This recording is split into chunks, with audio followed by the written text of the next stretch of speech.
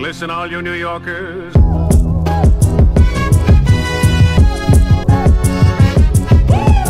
So this vlog is a little bit different. I basically want to show you something that my brother has found in this course of his work. So brother, come over here.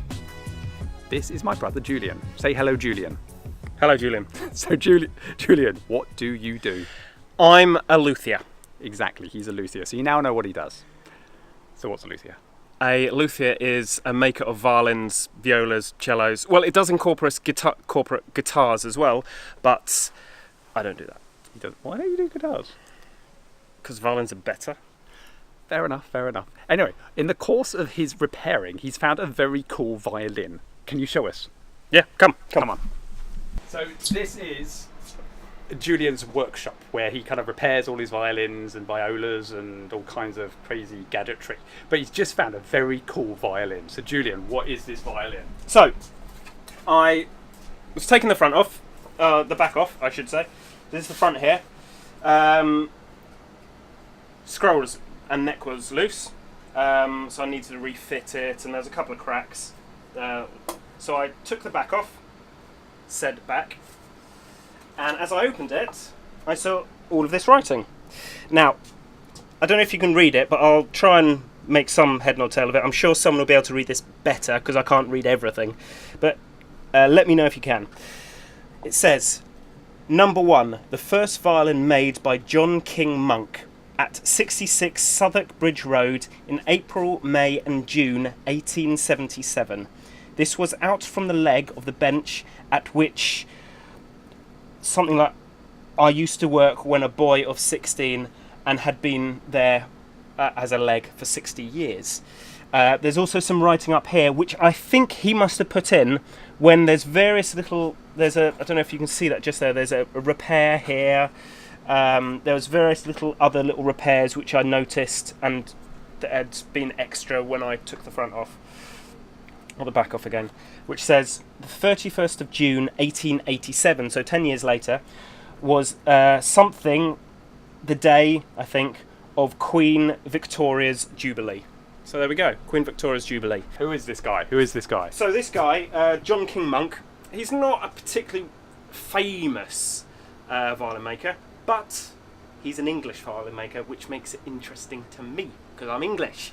John King Monk, he originally lived, as it says here, at 66 Southwark Bridge Road, and he then moved to sort of the Lewisham sort of area, sort of Merton sort of area, so really quite local to sort of the London sort of area, if you live around there. And he went around Shoreditch, which wasn't quite as trendy as it is now, but it was very much a market area. And he went round the cabinet makers and bought up lots of slabs of wood. Mainly, it was 3 big slabs of maple and 1 of sycamore, apparently. That when he cut them up, had beautiful figure on them. And the figure is this. Oh, you can't really see it in this one. See this violin here. You see this weird sort of hologrammatic sort of shimmer. I don't know if you can see the lines that go this way. These aren't grain lines. The grains are actually going this way, up and down, where this is called flaming. And this happens when the grains are sort of doing this.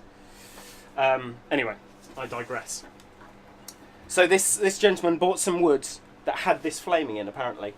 And also the front of the instrument he bought from a factory that was being demolished at London Bridge, at the foot of London Bridge, that had been there apparently for 60 years, and it was being demolished and being moved elsewhere. So he found a whole load of pine wood, some of the old beams and things that he purchased to make his fiddles out of. As you can tell from here, he's happy to make it out of whatever he likes, and if he can, it's a lovely little instrument.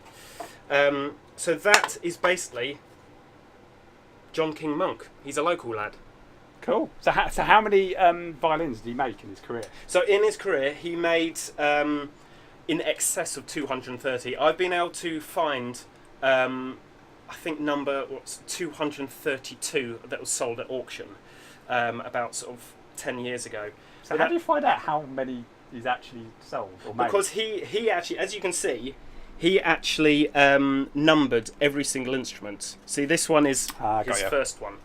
And so every single subsequent instrument he did, he numbered it. And therefore... So when was this one made?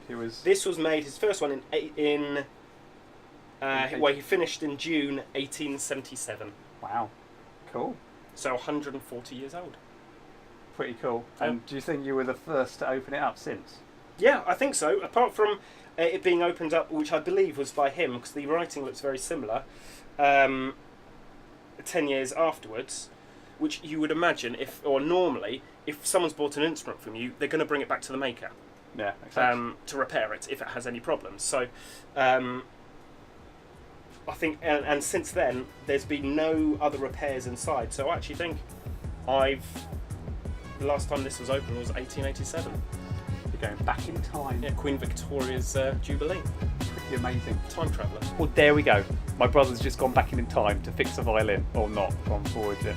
Anyway, you know what. Bye!